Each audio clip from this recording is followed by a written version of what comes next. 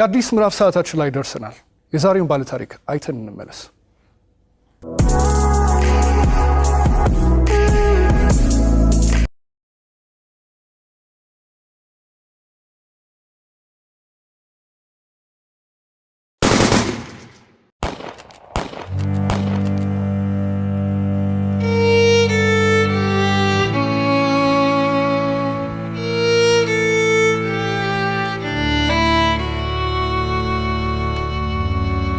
ስሜ ብርቱካን እባላለሁ። ተወልጄ ያደኩት ስናን ወረዳ ነው። ከእናትና ከአባቴ የመጀመሪያ ልጅ እኔ ነኝ።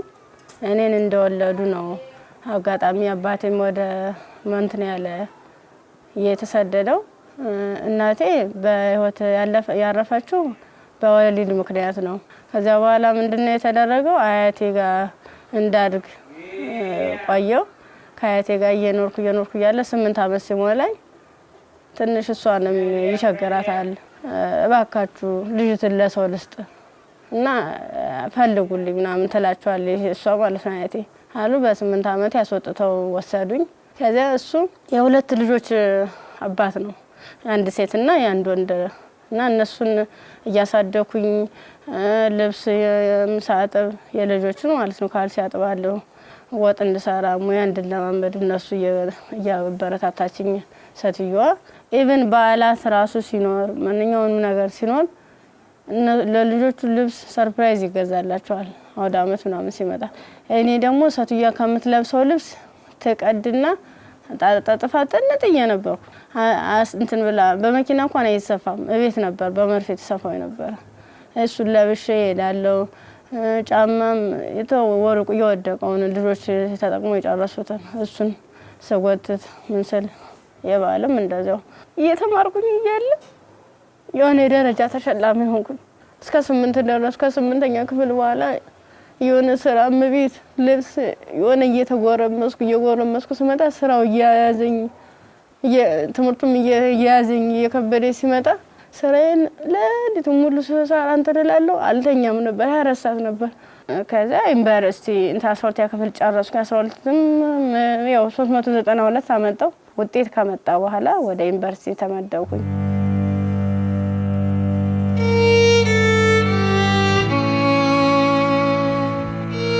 ዲፓርትመንት መረጥ በፋርማሲ ስገባ በቃ እነሱ ራሱን ማበረታታት ጀመሩ። አይዞሽ ኢቭን ደፍተር እስክሪብቶም የሃንዳውትም ሙሉ ነገሩን እየሸፈኑልኝ ነበር እነሱ ነበሩ ቢሮ ላይ ማለት ነው። አሪፍ ውጤት ነበረኝ። ከዛ መጨረሻ ላይ ልክ 1 አመት ተማር፣ 2ኛ አመትም ተማር።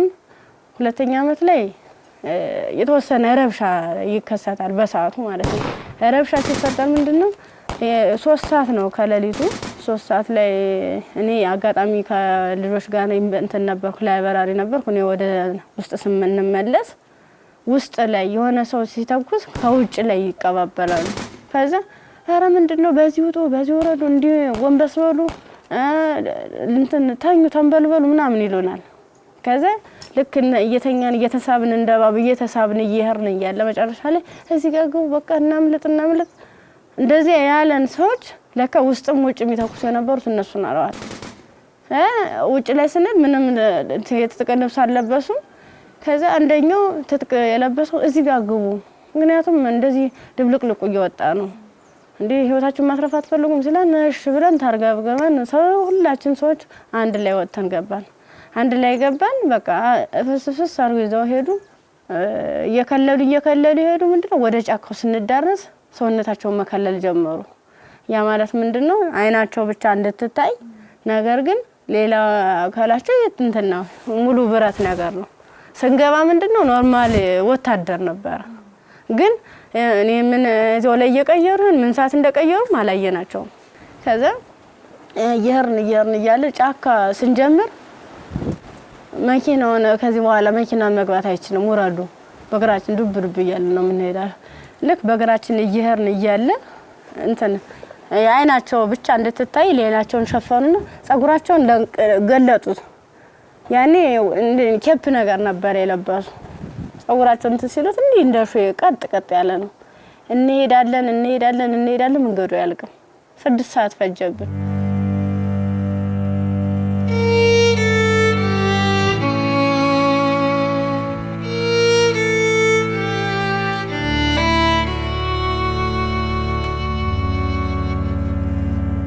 መረስ አይቀርም ስንደርስ ምንም ነገር የለም ቤት የለም ምን የለም በቃ የሆነ ሜዳ ነገር አለ ትክክለኛ እንትን ማለት ነው አረንጓዴ ነገር አለ እዚህ ጋር ስፖርት ስሩ ይሄንን ስልጠና መውሰድ አለባችሁ በዚህ ነው አሁን ያመጣናችሁ ምንድነው እናንተን ፈልገናችሁ ነው በቃ ለትጥቅ ስለፈለግናችሁ ስልጠናዎችን መውሰድ አለባችሁ መማር አለባችሁ ከዛ ሳናቸው ይዋል እያደር ትንፍስ እንዳትሉ እና ዳቦ ሲሰጡ እንደ ዳቦ ነው እንደ ንስ ይያሉ ነው እንደዚህ የሚወረውሩልን ማለት ነው አይጠጉንም ሁሉ ከዛ ይወረውሩልን እያነሳን እንበላለን ያው ሆድ አይደለም ይርበናል ምን ጠጣው ውሃ ስናጣ ደግሞ በለበስነው ልብስ እየዘፈዘፍን ምንጭ ነገር እናገኛለን ወራጇ ዝም ብሎ ቆሻሻ የተገደበ ነገር እናገኛለን እሱን ልብሳችንን እንዘፈዝፍና እንዲ ለመጥለቅም ስለሚቀፍ ልብሳችንን ዘፈዝፍና ልብሳችን እየጫመቅነ ነበር እንደዚህ ያንጠፈጠፍን ነበር ልብሳችን እየመጠጥን ምንጠጣ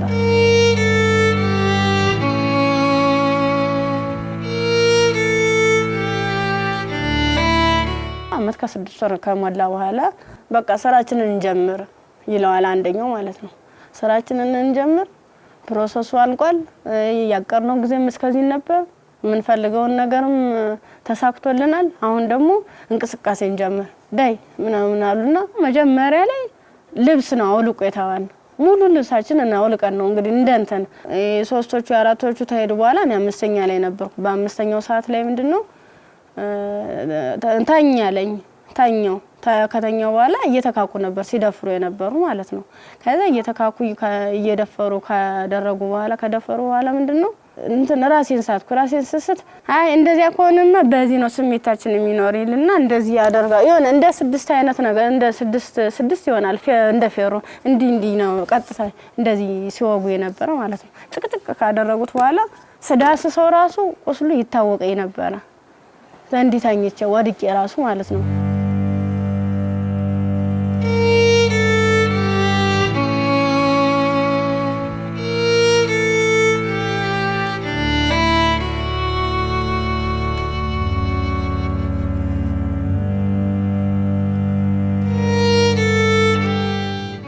ካንገት በላይ ደግሞ እንትን በምንድነው ጭንቅላቴ ነው ሁለቴ ሲመታኝ የኛው ተከፈተ ጭንቅላቴ ማለት ነው እንደዚህ ያድርገዋል ማለት ነው ሌላስ ምን ይሻላል ከዛ የሆነ እንትን የሚልም ነገር አለ ቢላ ማለት ነው በሱ ይፈቀፍቀዋል ጻጉሬን ማለት ነው ሲፈቀፍቅ እየደማ ነበር በዚህ ሚተለትላሉ እንደምላጭ አይነት ነገር ይዘዋል የሁሉ ትልትል ነው ይሄን ማህፀኔ ከተጨቀጨቀ በኋላ ምን ማለት ነው ሜት ተጣል ምን ሆነ ግን ምንድነው በስድስተኛ ቀና በየን ተሰል ምንም ነገር የለም ከጎኔም ረሳለ ከጎኔም ልጅ ተርትላለች በቃ ከሷ የተሻልኩ ስለሆነ የለበስኩትን አረቄን ልብሴን ሙሉ ጫርጊያው ልቄ እንትን አሰርኩት ተንትኑ ጋር አጣብቂ አስሬ እየጎተትኩ ያ ማለት ምንድነው እኔ ሙሉ አካል ስላለኝ ነው ያንን ሳድርጌ ነበር እየጎተትኩ የተላቀስ ርያል በቃ አርቃንሽን ሆነሽ በጣም ነው የሚያሳዝነው ቁምጣ ነበረች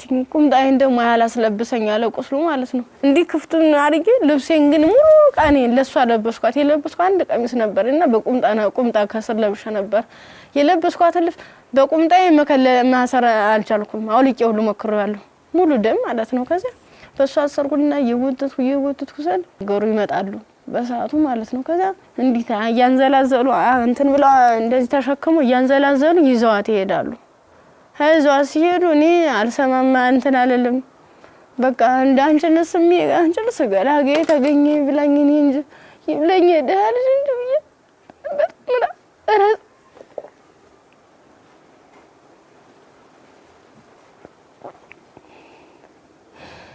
ይብለኝ እኔ እንጂ ብዬ ያርኩኝ ከዛ ያርኩኝ አላቋስኩኝ ሀገሩን እየጠየ እንዳልጠየቅ ምኑን ልጠይቃቸው በቃ ውስጥ የተጨነቀው ሁሉ መጨረሻ ላይ ጫካውን ስጨርስ ከተማ አገኘሁ ከዛ አባቴ እኔ ምን ዩኒቨርሲቲ ተማሪ ነበርኩኝና ልብሴን አጋጣሚ ልብስ ለብሼ እጅ ሌባ ወስዶብኝ ነው እስኪ እባክህ ገዛልኝ አልኩት ስገዛለው 50 ብር የሚላ ሰናገኝ ከሱ ላይ 50 ብር ከፍሎ ልክ አንድ ዝም ብሎ ጥቁር በጥቁር አይነት ነገር ነው እሷን አለበሰኝና በቃ ልጅሽ ሊሊ ብሎ ዩኒቨርሲቲ ይዞ ሲሄድ ቀጥታ ዳይሬክተሩ ቢሮ ነው የገባሁት። ከዛ ቀጥታ ዳይሬክተሩ ቢሮ ስገባ ምንድነው ሙሉ ነገሩን ካየ በኋላ ህክምና ውስጥ እንደገባ ማህፀኔ እንዲታሸግ ከአንገት በላይ ያለው እንዲታሸግ ተደረገልኝ። አሳሸገኝ እያለ በቃ ሰለቹኝ ማለት ቁስሉም ሊድን አልቻለም። እነሱም ካቅማቸው በላይ ሆነ። እኔ አማራጭ ምንድነው ዩኒቨርሲቲው ትምህርት ቤቱ ፊት ለፊት መለመን ጀመርኩኝ።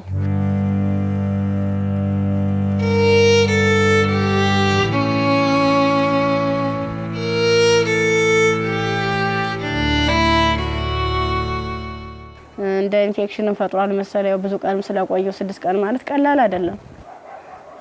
ያን እየቆራረጡ እያወጡ እያስተካከሉ እያጠሙ ሲሉ መጨረሻ የልብም ኬዝ እንዳለብኝ የታወቀም እዚያ ነው። ልክ በራሳቸው መኪና ነው ወስደውኝ አምጥተው እዚህ ጣሉኝ፣ አዲስ አበባ ማለት ነው። ከዛ አዲስ አበባ ሲጥሉኝ ምንድነው ወዴት ልሄድ በቃ ህይወት መስቀልቅል ላለብኝ እብድ ሆንኩኝ፣ አበርኩኝ። ከጊዮርጊስ ወደ ማርያም ሄድኩኝ። የማርያም ቀን ነው ልሄድ እስኪ ምናምን ብዬ ሰው በሚሄድበት እየተከተልኩ እዛ ስል ቅድስት ማርያም ይላል።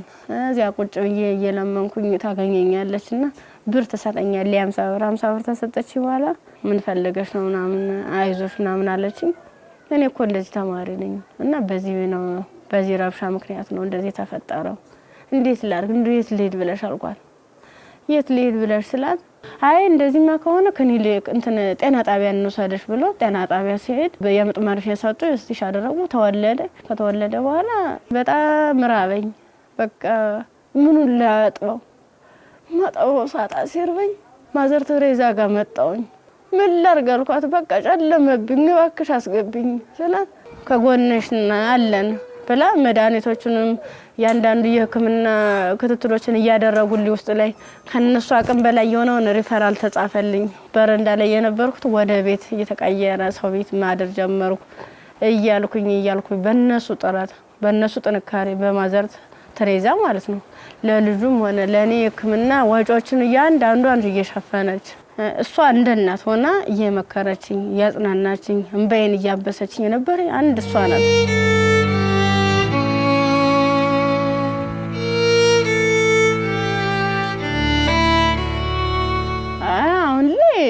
በጣም ከባድ ነው። ልጁም ከፍ እያለ ሲሄድ ጡት በማጥዋት በሚችልበት ሰዓት እየደከመኝ እያመመኝ ትንፋሽ ማጠር በቃ ድክም ይለኛል። መንቀሳቀስ አልችልም ያን ያክል ማለት ነው። ብዙ መድኃኒቶች ነው የምወስደው። የሚዋጥ መድኃኒት አለ፣ መርፌ አለ እና እነሱን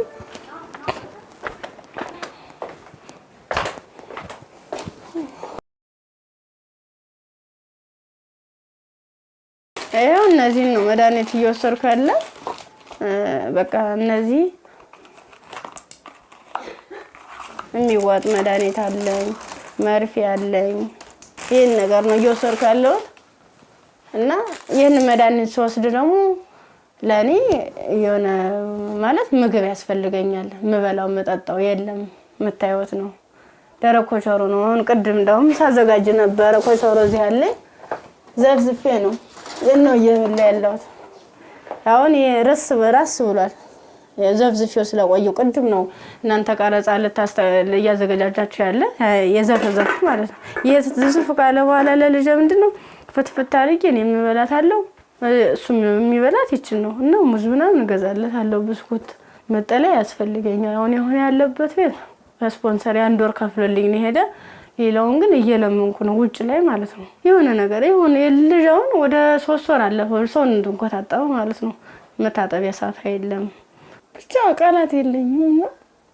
በቃ የድረሱልኝ ምን አንድም በቃ ወደ ፊትስ ምን አይነት ህይወት ነው የሚኖረው? ምንድነው የማደርገው? ለመናገር በጣም እየራበኝ ነው። በቃ ራበኝ አልቻልኩም።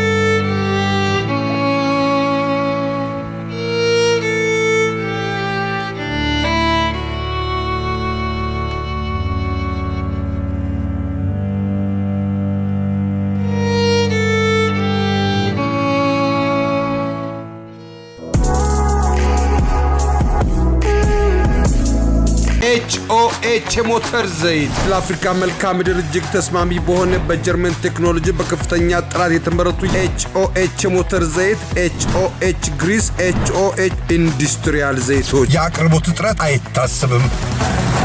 ኦቪድ ሪል ስቴት ልማትን ራዕዩ አድርጎ እጅግ ግዙፍ በሆነ ቦታ ላይ 60,000 መኖሪያ ቤቶች የሚገነቡበት ስማርት ከተማ ለቤት ፈላጊዎች ለማስረከብ 24/7 ሌት ተቀን በመስራት ላይ ይገኛል። ራዕያችን ልማት ነው።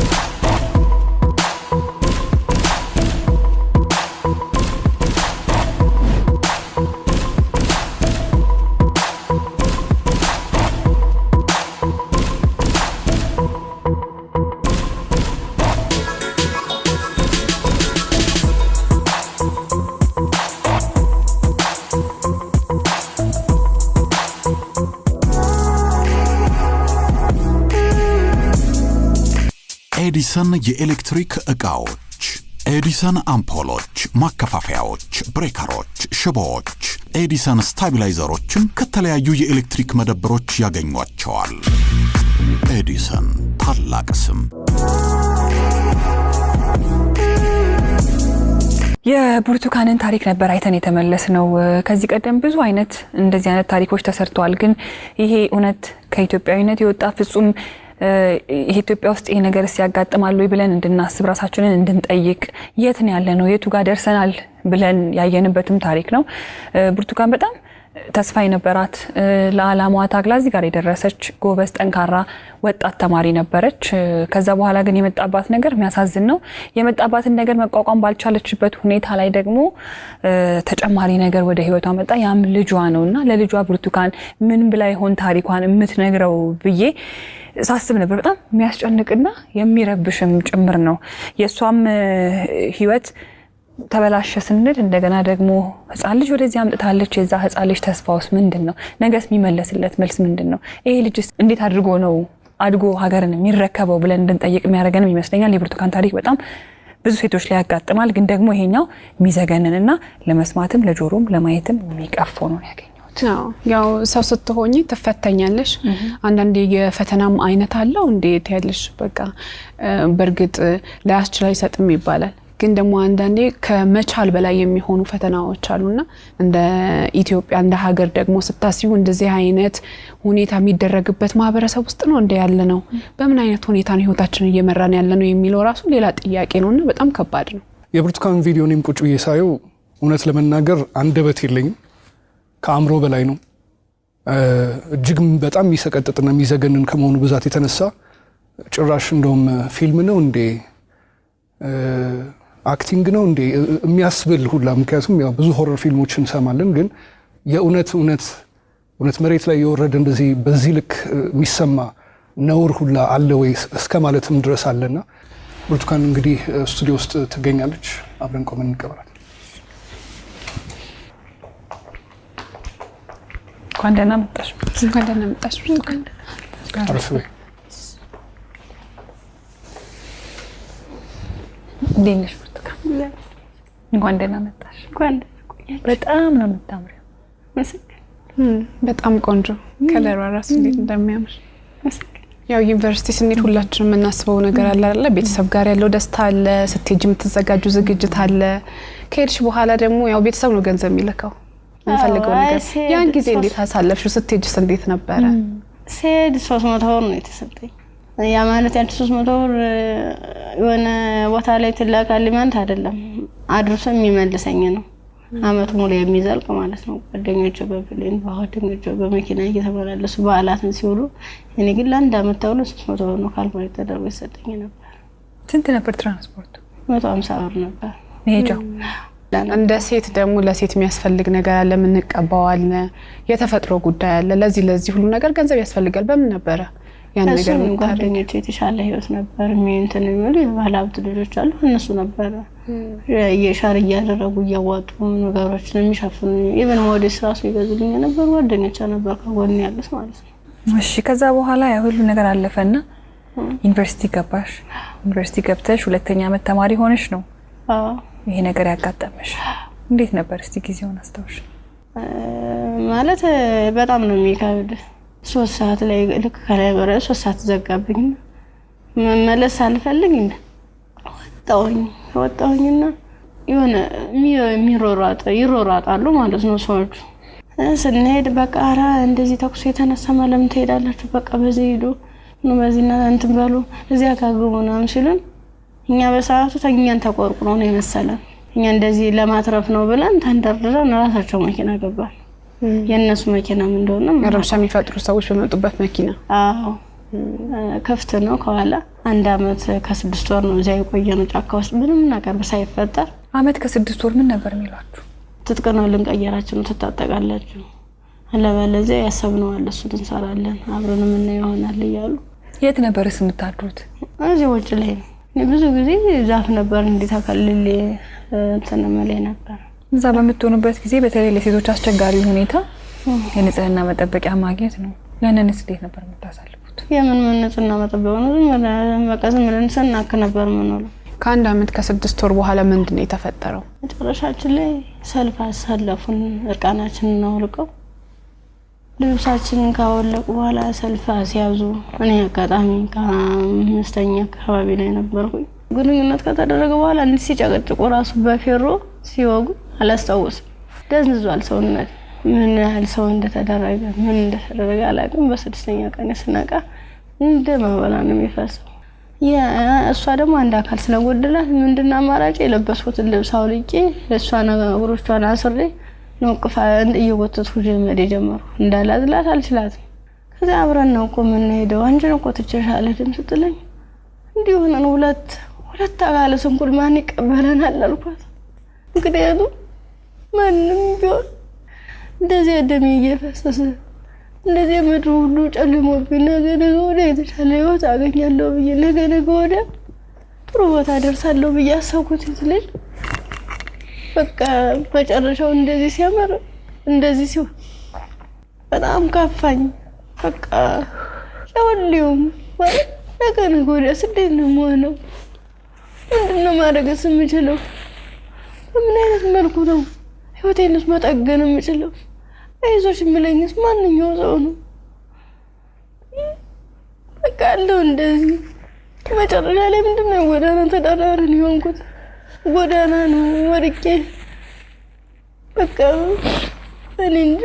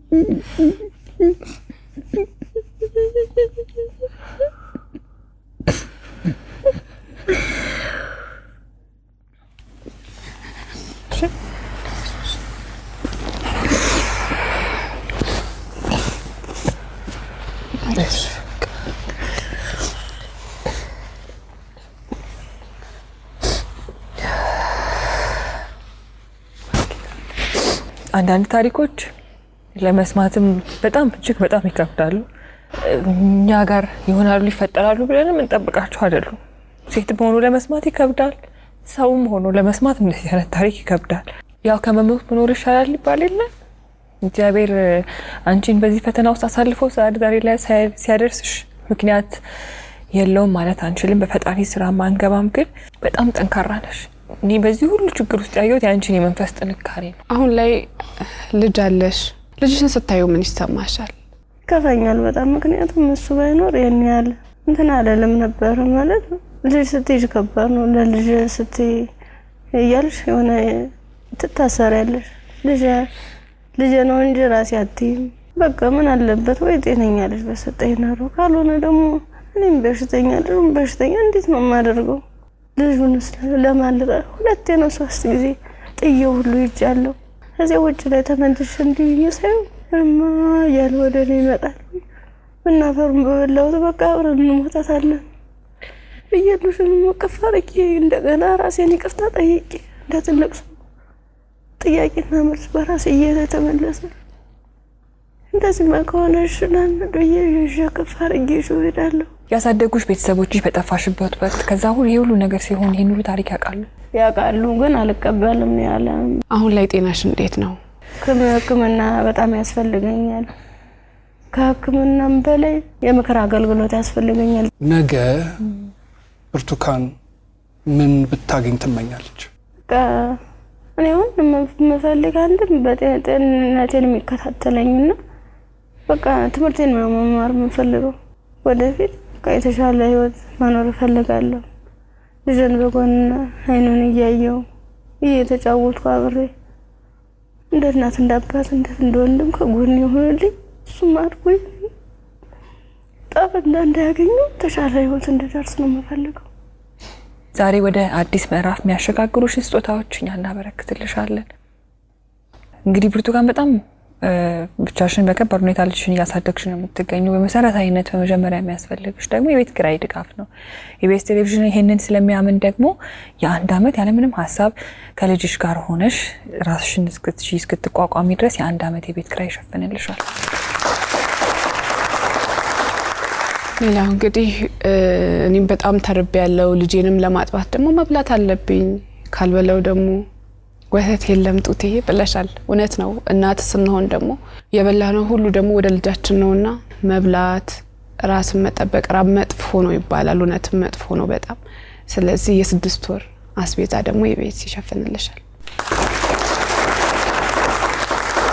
ከቤት ኪራይና ከአስቤዛ በተጨማሪ ደግሞ የልብስ ማጠቢያ ማሽን ኢቢኤስ ቴሌቪዥን ያበረክትልሻል። በጣም ትምህርትሽን ትወጃለሽ፣ መማር ትፈልጊያለሽ፣ መለወጥ ትፈልጊያለሽ። ባላሰብሽው ባልጠበቅሽው ሁኔታ ከትምህርትሽ ገበታ ወደ ኋላ ቀርተሻል። ያኔት ኮሌጅ ደግሞ በመረጥሽው በፋርማሲ ሊሆን ይችላል፣ በነርሲንግ እንዲሁም ደግሞ በላቦራቶሪ ቴክኒሻንነት 2 ቅርንጫፎች አሉ። ከሁለቱ በአንዱ ቅርንጫፍ መርጠሽ ትምህርትሽን እንድትከታተይ ትምህርት ቤት ወጪሽን ሙሉ በሙሉ ይሸፍንልሻል።